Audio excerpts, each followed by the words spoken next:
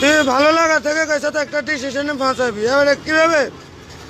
তুই এমন ভিতরে নিয়ে আসলি, তুই চাইছিস আমি নাচলাম ড্যান্স করলাম, এবারে গান তুই বানালি বলা তো না সে তো আগুনের এগুলো,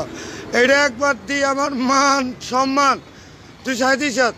আবার আমি এখন এখানে একদিন বসে তোর মাই এটাকে তুই ফটো সবাই আবার এটা ভাইরাল করে দিস, আমাকে কি মনে করো? এই সমস্ত এগুলা থেকে বিরত থাকেন, এগুলো আমি জিন্দগিতে ওকে তেমন নয় জানি না। এটি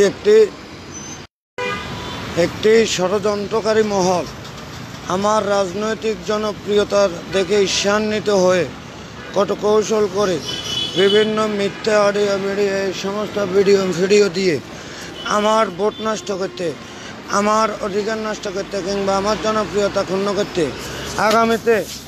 আমাকে জনপ্রতিনিধির থেকে মাইনাস করতে আমার